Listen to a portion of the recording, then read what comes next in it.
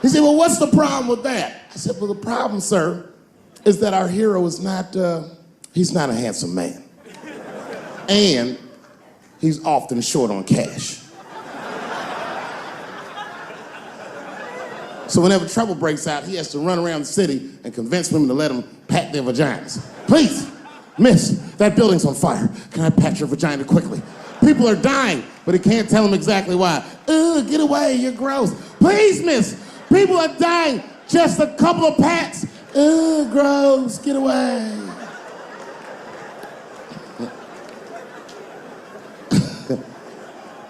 So he rapes them. I know. That's the dilemma for the audience. Because he rapes, but he saves a lot of lives. And he saves way more than he rapes, and he only rapes to save. But he does rape. I didn't realize it, but the whole green room was looking at us. All the celebrities were disgusted. That guy from Texas was like, here's my card, call me on Monday.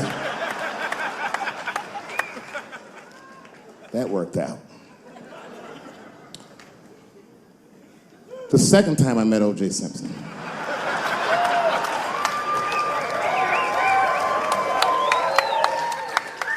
was right after the trial of the century. There I was, now a young man of probably 23.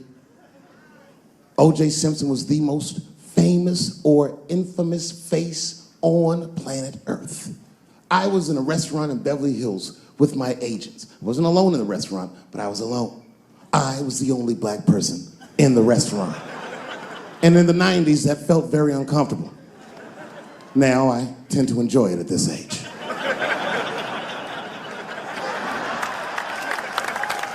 I was having dinner with my agents, celebrating a deal that they told me was lucrative, but I later learned fucking sucked. And suddenly, a group of women walked by. Every race was in that group. Black, white, Asian, Latina, white, and white again. They were all gorgeous. I watched them walk by. Then, I saw a familiar face. Al Collins, the man from the infamous Bronco chase, walked by and embraced one of the women, and they walked towards the door. Couldn't believe what I saw. And then, close behind him, was O.J. Simpson, newly released from jail. The restaurant fell still. I was shocked. I didn't mean to say it out loud, but it just came out. O.J. He stopped, turned around to see who said it, saw my black face, and correctly assumed it was me.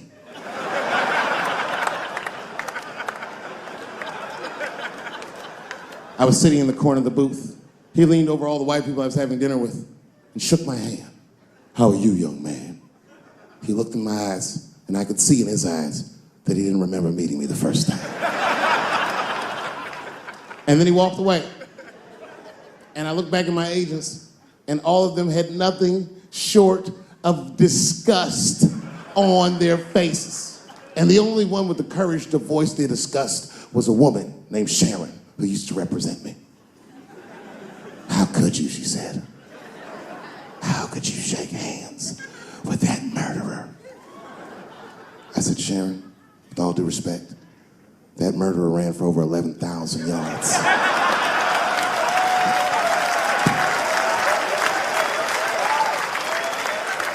And he was acquitted, so, fuck it. Glove didn't fit. Glove didn't fit. Get over yourself.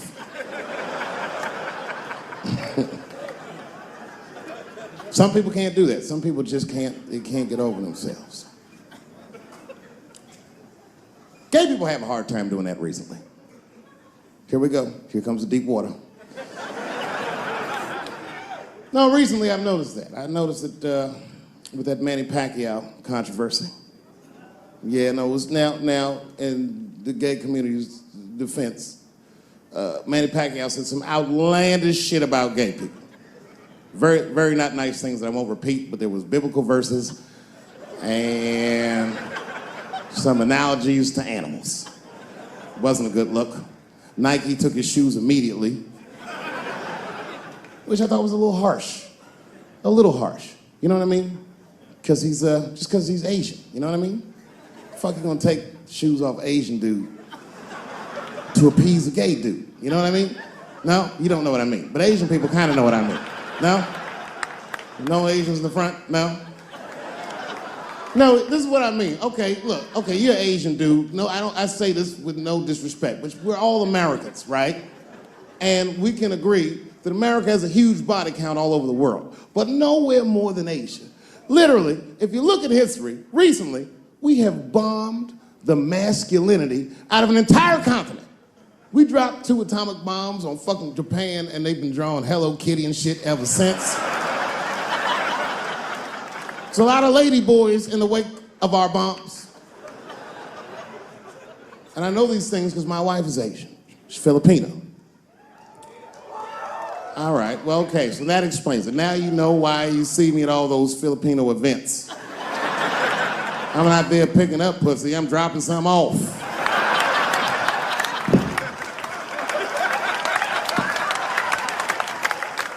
I take my wife to all that shit. I took my wife to see Pacquiao fight Mayweather. We sat ringside, okay? That was a quiet car ride home. That's what that was. But if you know what's popping in the Philippines, you know that they got a whole generation of kids in the Philippines growing up without their mothers. Yes. A lot of women in the Philippines go to the Arabian Peninsula, they come to the United States, they make all their money here, they send all that money back home, which is still one of the #1 staples in the Philippines economy, money that their expats send back to the Philippines.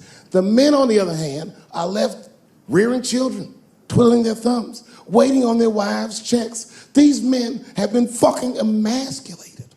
And then suddenly, a boxer rises from amongst them and reinstates their manhood with his motherfucking fist.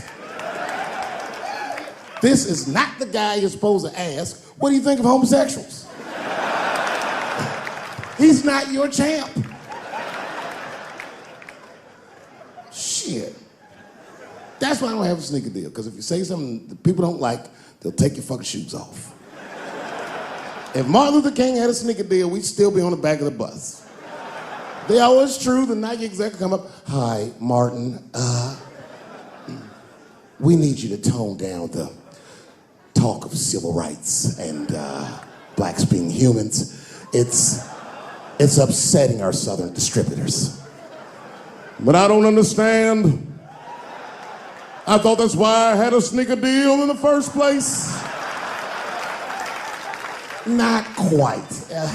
Really, it's a walking shoe, and we like the marching, but try to understand. Fuck that shit. You know, I get it, though. I understand why gay people are mad, and I empathize. You know what? And I'm just telling you this as a black dude. I support your movement, but if you want to take some advice from a Negro, pace yourself. These things take a while. Just because they passed the law doesn't mean they're gonna like you. Brown versus the Board of Education was in 1955. Somebody called me a nigga in traffic last Wednesday. It's so long, it takes a minute.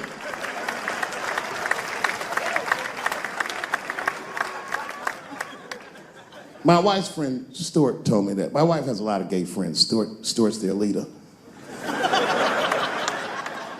She has a lot of gay friends. And I don't like them.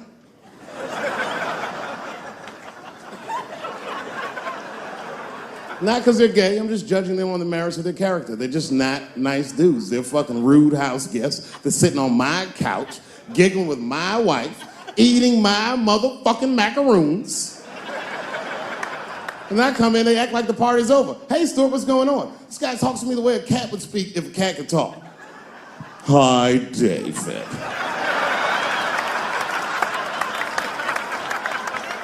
Stuart, what's all the beef, man? What's going on?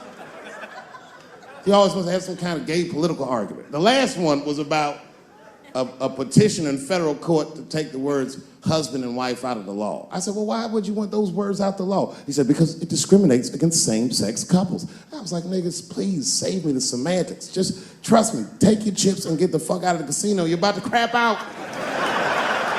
Just go outside, talk that over amongst yourselves, and whichever one of you is gayer, that's the wife.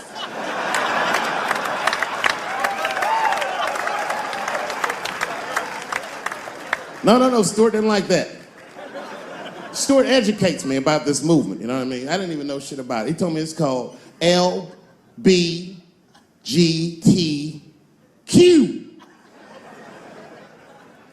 I was like, what the fuck is the Q?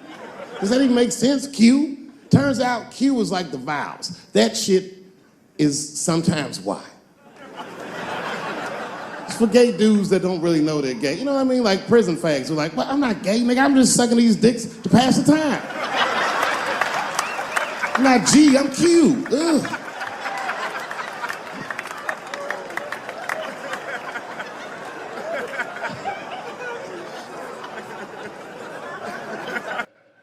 You know, I'm not a pedophile. But if I was, Macaulay Culkin's the first kid I'm fucking, I'll tell you that right now.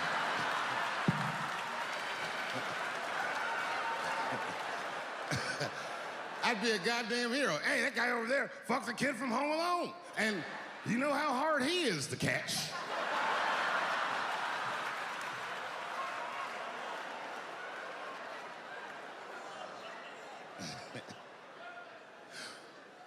My mind's telling me no.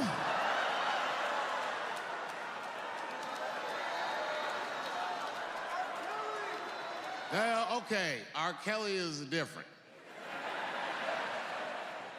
I mean, you know, if I'm a betting man, I'm gonna put my money on he probably did that shit.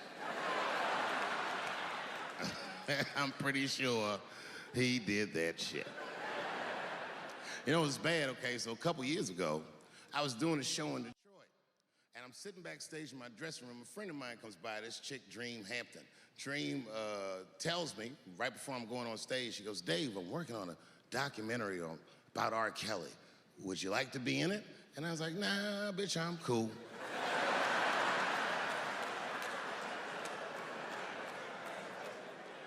I went on stage, I just forgot about the shit. And then 2 years later, the documentary comes out, Surviving R. Kelly. And when it comes out, Dream's promoting the shit, and she keeps bringing me up. She said, I asked Dave Chapelle to be in my documentary, and he said it was too hot for TV. Bitch, I did not say that. That does not even sound like how I talk. Oh, that's too hot for TV? I would never say that shit.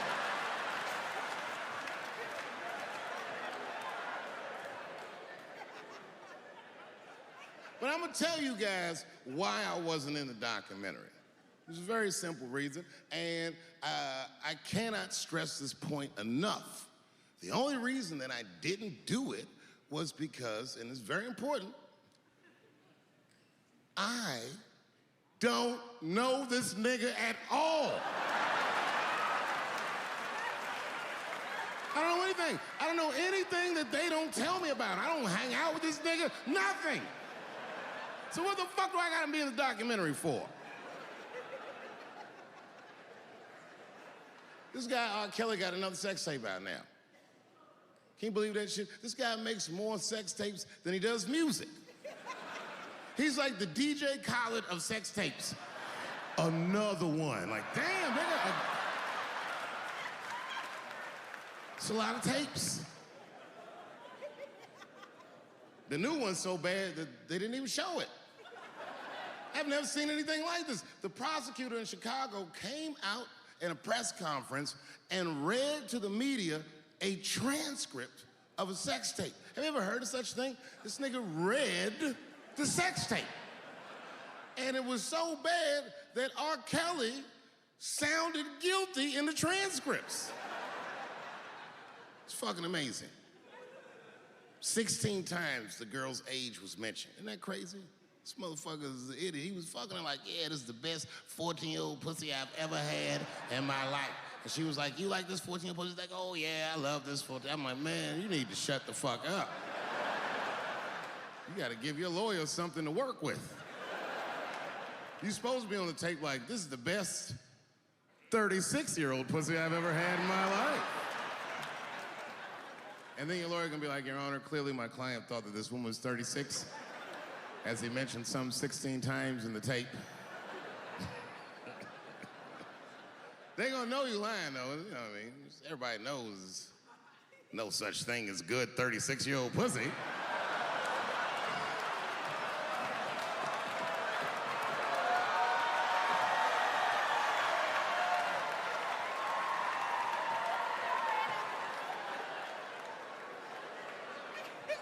Doesn't matter what I say.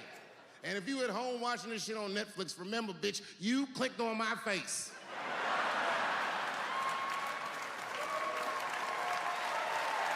The courage that it takes as a performer and an artist to stand up for who you know you are, to take a chance on yourself,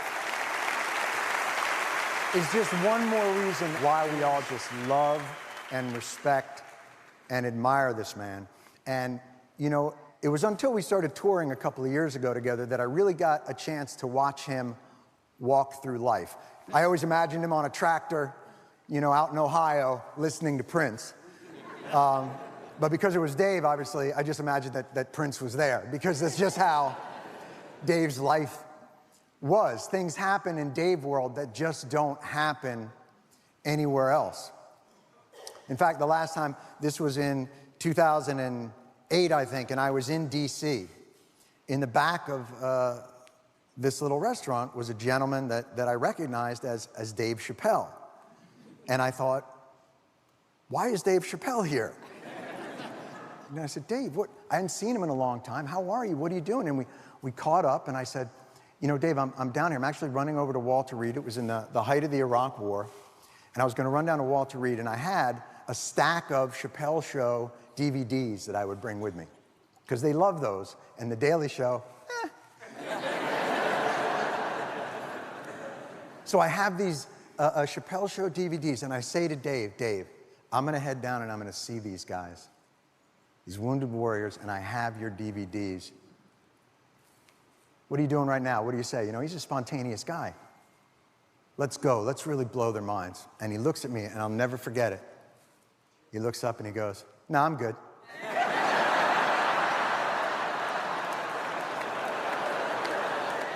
I respected that so much. I don't know of anybody who cares more deeply and anyone who gives less of a fuck.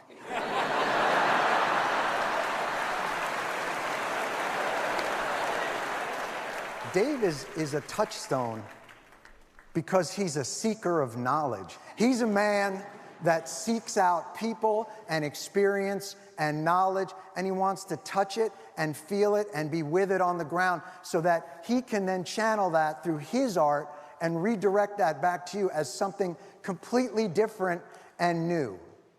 I can only tell you this, there's only one person that can say, hey man, I need you, and I will be there no matter what, no matter where.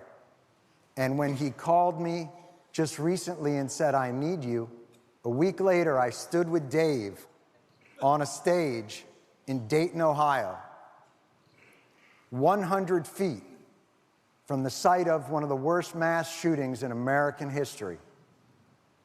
And I watched this man help a city heal a wound born of violence and born of pain.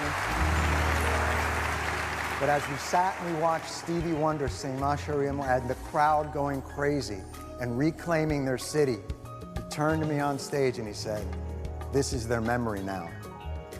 This is their memory.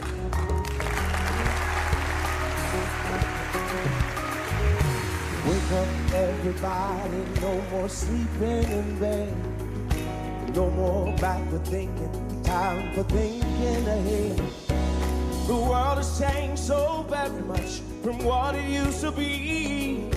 There is so much hatred, war and power. poverty. Oh, I say this every time I come to Ellington. I hope you guys remember this. You are very necessary now. Oh, yes. This is a season for artists.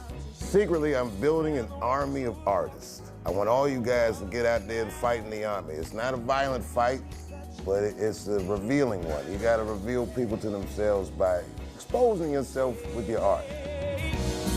the world won't get no better if we just let it be. Oh, the world won't get no better. We gotta change it, just you and me. Honestly, looking at y'all inspires me. I feel like I was just you. If I could go back and talk to myself, I would tell myself what I'm telling you guys. Be nice and don't be scared.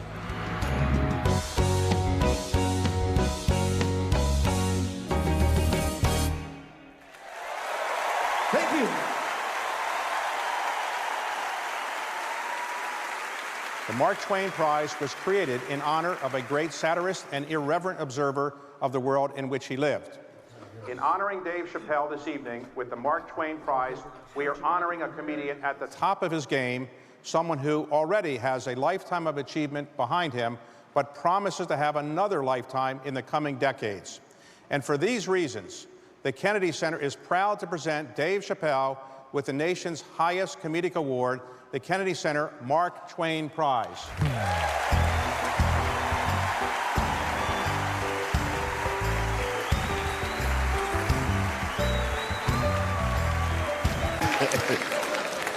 Look, it was way more intense than what you guys might have read. I don't know what you read, but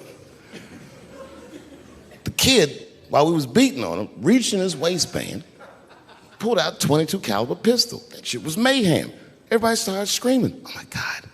Oh my God, he's got a gun. He's got a gun." And then I got scared. I was in the back, but I was scared because I knew that everybody that was with me was armed. Yes, if they had shot and killed this kid on stage at the Hollywood Bowl, like I pay you to do, Travis,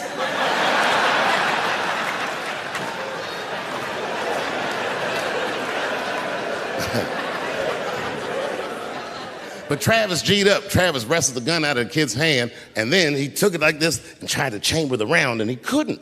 So he pulled the trigger, and it wasn't a gun. A knife blade popped out of the front. I guess this kid was gonna stab me. Some scary shit. So the next night, even though I didn't have a show, I said, I gotta get right back on stage. And I went and did a show. And someone in the audience screamed out, "Dave, what happened with the attack?" And I didn't know there was a journalist in the room. All I said was that this nigga had a knife that identified as a gun. I got 6 more weeks of bad press for that joke. I didn't even do nothing to this nigga. That was not right. That was not right. And then the New York Post went to the jail and interviewed my attacker like he was some kind of hero. And I read that interview. It turns out the entire attack was my fault. Yes, I triggered him. I didn't mean to. I had done jokes about the homeless. It turns out this young man was homeless. And I mean, there's no way I could have known this. But I will say, for a homeless guy, this nigga had incredible seats.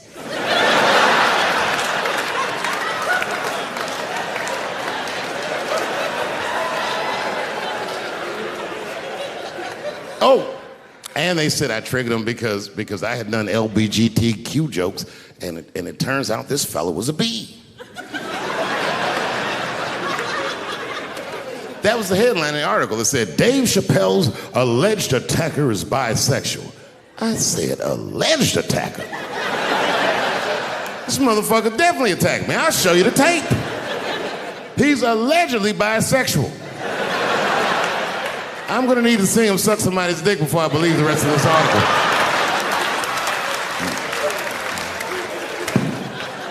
I read that shit in the paper. I was horrified. I was like, oh, bisexual? I could have been raped.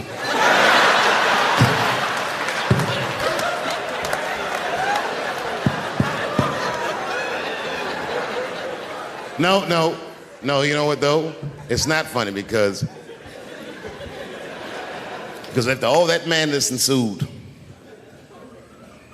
I went to the hotel room. I was by myself and I opened the door and my wife was in there alone. She was sobbing, like sobbing. I said, oh my God, what's wrong with you, bitch? Did you get attacked too?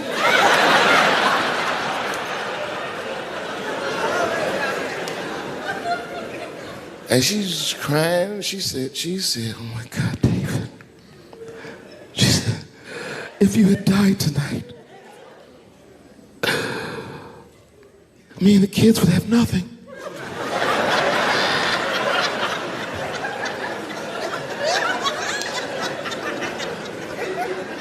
Then I knew it was serious. So I sat down on the bed next to her. And I reached in my pocket, I pulled some keys out that she'd never seen before. She said, what are those keys? And I gently placed them in her hands. I said, sweetheart, those are the keys to my safe deposit box. God forbid anything ever happen to me. But if it does, don't even worry about it. You and the kids have everything you need in that box. I've already taken care of it. And she was looking at them keys, and I could see her mind realize what we were actually talking about. And then she just started crying harder. And to be honest with you, that made me cry a little bit too. And we hugged each other real tight.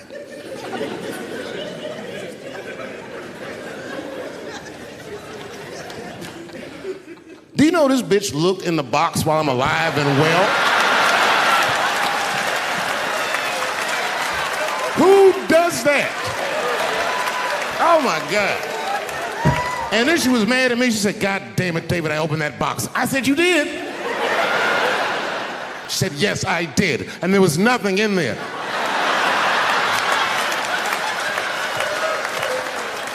I said, nothing? Oh. She said, nothing except your stupid joke book. I said, whoosh. I said, well, sweetie, look. If you tell those jokes exactly how they're written, you and the kids should be fine. They're really good jokes.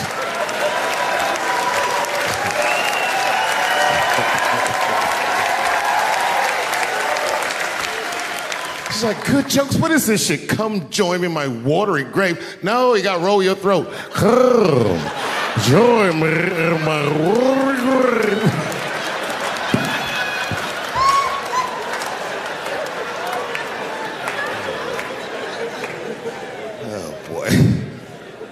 Oh boy. I've been married a long time. I have, man. You know, I talk a lot of shit about my wife, but I love her very much.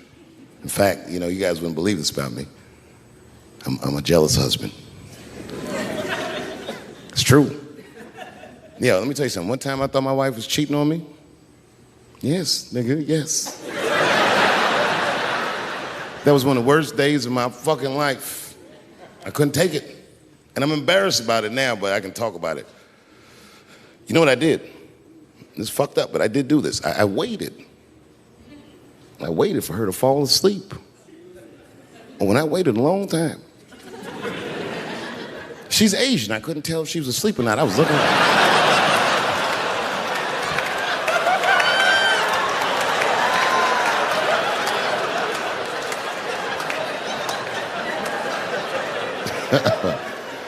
And when I was sure she was asleep, you know what I did? I stole the iPhone, took it downstairs and started trying out passwords to see if I could open it. I couldn't figure out the password. Then I remembered it's iPhone. This shit has facial recognition. I was just like, oh. And that shit opened right up.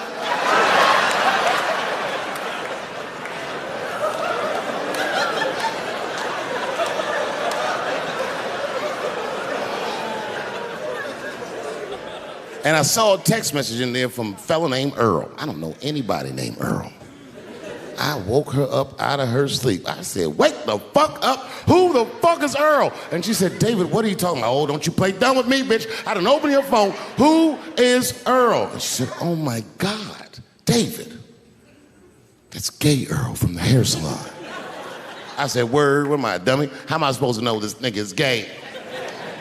And she was calm. She said, read his text and look at his pictures. I started reading the text. This fella sure does spell girl with a U a lot. And I switched over and looked at his pictures, and I couldn't believe it. This fella looked gay, and still pictures. His mouth was open in every shot.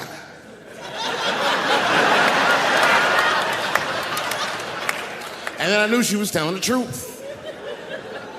And then I felt like dumb. I said, I'm sorry. I'm sorry. Okay, I'm sorry. Here, take your phone. I'm sorry, just go back to sleep. I'm sorry, I guess I just been insecure because all this cheating I've been doing. Good night.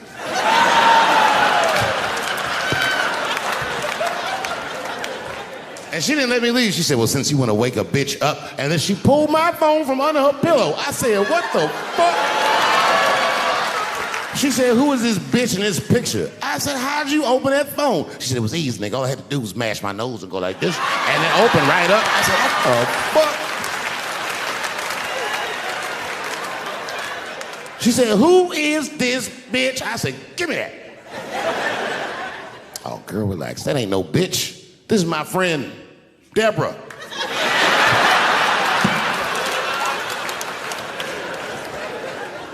I'm gonna close tonight with a long story. Do you mind? No.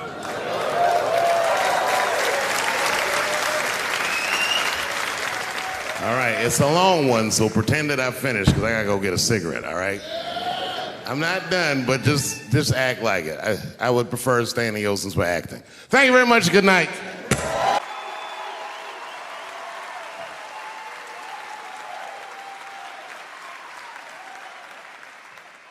But you see, what I didn't realize at the time and what Kevin had to learn the hard way is we were breaking an unwritten and unspoken rule of show business. And if I say it, you'll know that I'm telling you the truth. The rule is that no matter what you do in your artistic expression, you are never, ever allowed to upset the alphabet people. You know who I mean. Those people that took 20% of the alphabet for themselves. I'd say the letters, but I don't want to conjure their anger. It's too late now. I'm talking about them L's and them B's and them G's and the T's. People be surprised. I have friends, all kinds of letters. Everybody loves me, and I love everybody. I got friends who are L's, I got friends who are B's, and I got friends who are G's. But the T's hate my fucking guts.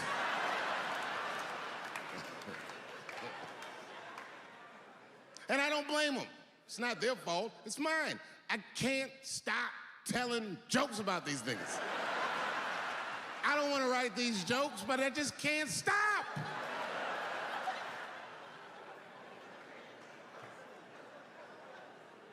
You know, you hear all those letters together all the time, LBGT, LBGT, and you think it's just one big movement. It's not.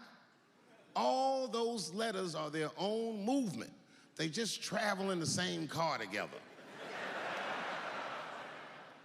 And my guess is,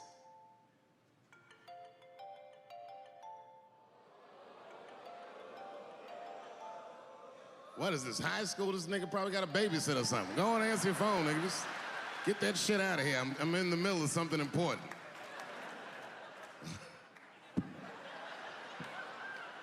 Wouldn't it be funny if we made fun of him and he was like, and he went outside like, hello? Mama's dead. Oh no! Mama's dead.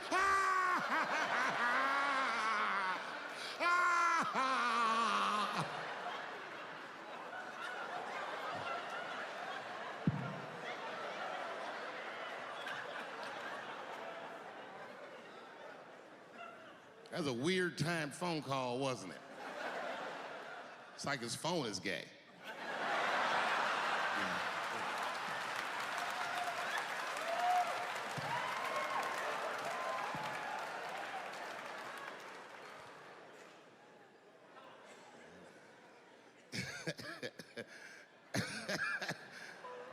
like I was saying, my guess is the G's are driving that car. That makes sense to me, because there's white men in the G's. And these people are trying to get around discrimination and oppression. And you know how white dudes are. We know these roads. In fact, we built these roads.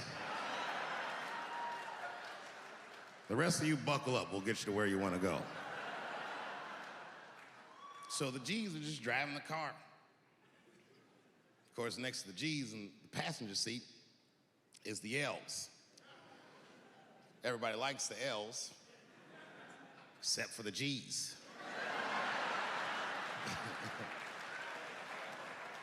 I don't know what that's about. I just know the G's don't like them that much. And the G's always say like little subliminal digs on them. It's unnecessary shit. It's not mean, but you know what I mean? They just be like, I wouldn't wear that. The only thing that breaks the tension between the L's and the G's are the B's in the back seat. That's right, there you go. Everybody scream out when you hear your letter.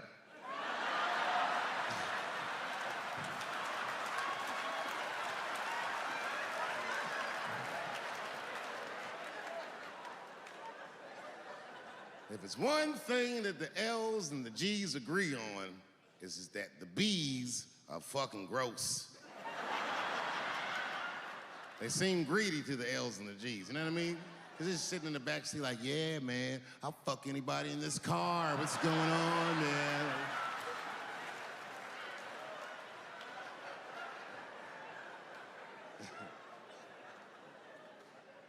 And sitting next to the B's, all the way in the back seat by themselves, looking out the window. That's the T's. Everybody in the car respects the T's, but everyone also resents the T's. It's not the T's' fault, but everyone in the car just feels like the T's are making the trip take longer.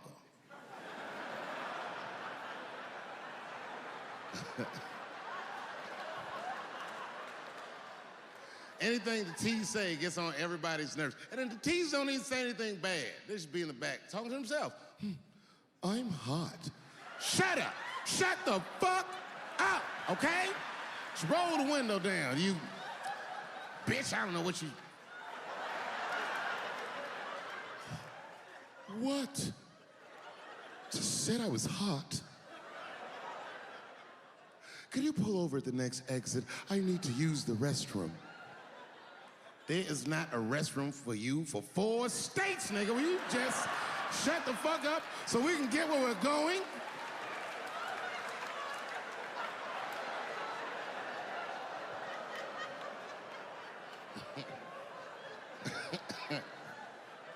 And just when that car can't get any more tense, the Q's are a hitchhiker that they pick up on the road. Some white dude in booty shorts is walking down the freeway.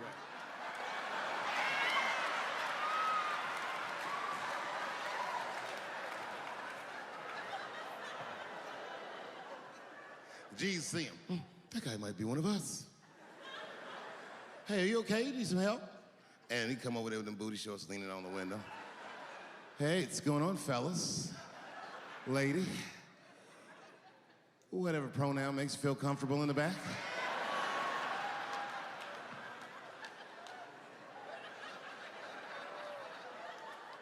Yeah. I don't really know where I'm going. I don't know if I'm gay or I'm straight or whatever. All I know for sure is that I really want to get in this car.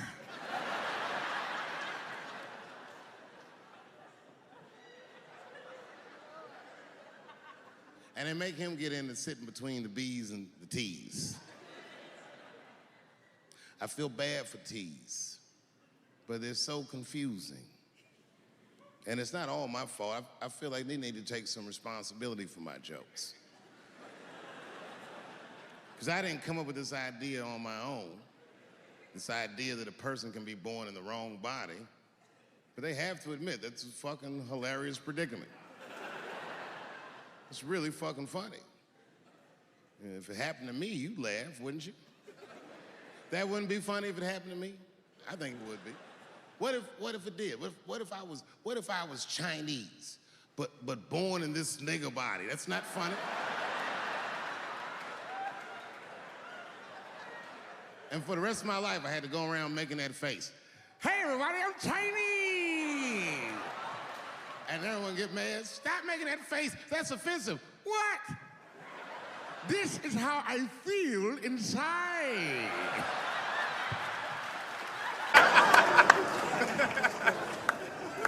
Oh, yeah, you kids don't know. Your generation is just determined to be angry, mad. Everybody's mad. Back when we were growing up, only black people were mad. Now, everybody's just trying to get in on the act. I try to think to myself, well, when did everyone get mad? And then I realized this happened before we were born. This is a long way to go, but probably started in the Second World War. Think about it. All these black men, millions of black men, leave the United States for the first time, go over to Europe with America's armed forces and fight the Nazis and make more money fighting Nazis than they ever dreamed they would make in the United States.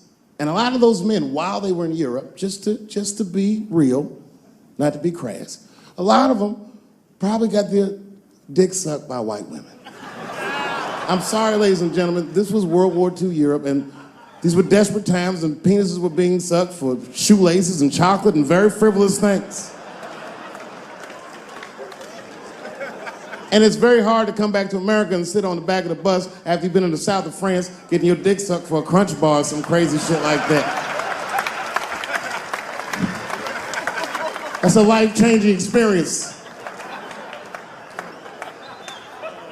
And while that was happening in Europe, here in America, for the first time, women entered the workforce en masse by the millions. All the men were gone. Someone had to run the factory. The ladies did it.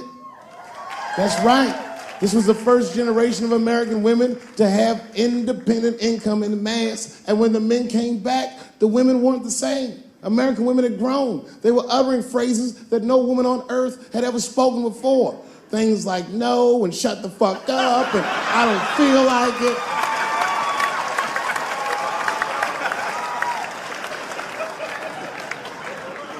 And then behind the scenes of that, there was a little-known government agency that started testing mind-controlled drugs on the American public. They fucked up. They tested it for 12 years. They didn't realize these drugs were not mind-controlling. They were mind-expanding. It was LSD and mescaline and shit like that. And for the first time, there was a new school of thought that was chemically induced that made people question the very society they lived in. By 1960, the President of the United States was only 42 years old. Can you imagine? DMX is older than that.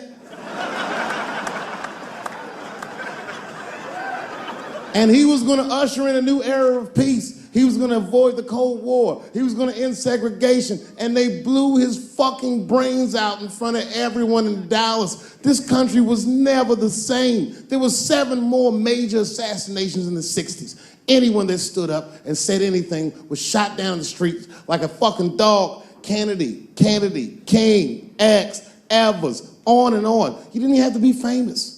You could be a college student at Kent State or in Mississippi protesting the Vietnam War, and they shot them too. The 70s were a wild era, and while all this was going on, Bill Cosby raped 54 people. Holy shit, that's a lot of rapes, man. This guy's putting up real numbers. He's like the Steph Curry of rape. Man, that's a lot of rapes. 54. He had raped 30 less people. That's still 24 rapes. Don't forget, each one of these rapes has 8 hours of sleep in it. Ladies and gentlemen, that's over 400 hours of rape. It only takes 65 hours to get a pilot's license. If race were aircrafts, this nigga's Top Gun for sure.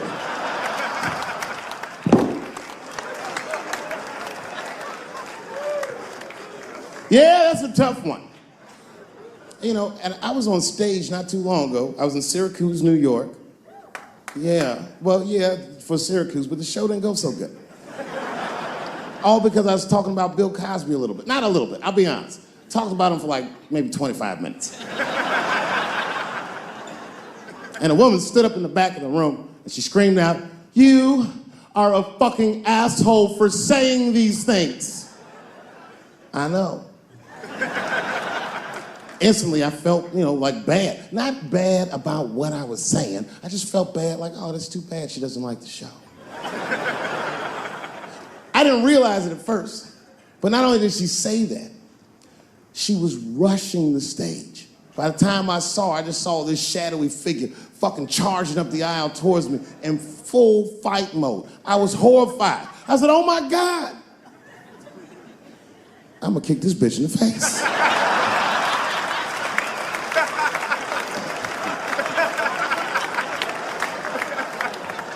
Lucky for me, I didn't have to.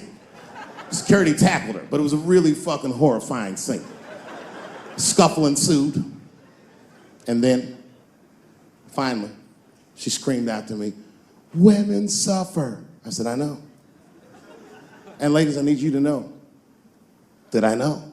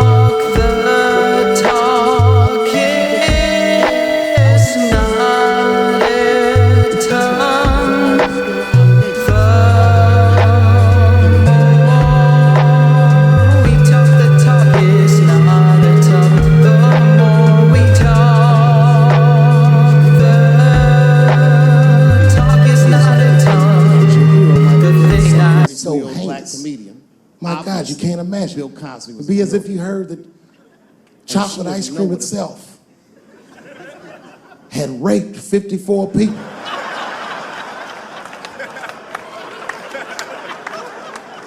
You'd say to yourself, oh man, but I like chocolate ice cream.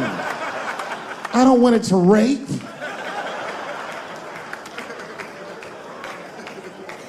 Didn't want to believe it. At first, I didn't believe it. I was like, man, these people are obviously trying to destroy Dr. Cosby's rich legacy. Even 34 allegations into it, I was still like, man, probably only raped 10 or 11 of those people. I know, but it's really tough. You know, you guys are young, so imagine if you found out 40 years from now that Kevin Hart raped 54 people. You'd be like, oh. The only one that would believe that would be Cat Williams. He'd be like, I knew that motherfucker was up to something. I knew Kevin raped something. That's fuck. You know, I was mad at Kevin too, though. You know why? You know why? Okay, first of all, I didn't even know Kevin was as successful as he was. I found that shit out the hard way. I was at home and my son busted and he said, Dad, I need $250. He's only 12 years old, so I freaked out. What's going on, nigga? Somebody trying to kill you?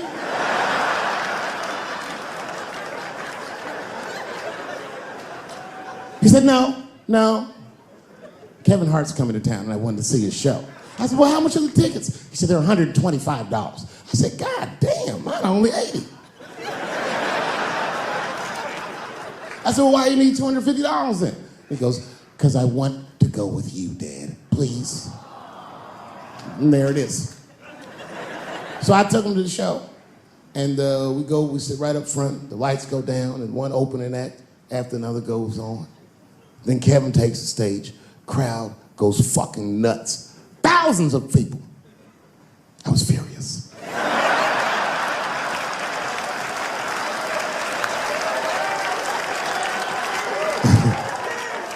The longer the show went on, the madder I got. Because his show was fucking outstanding. It was maddening. These people were fucking holding their stomachs. My son was slapping his knee. Yeah, nigga, I do this too.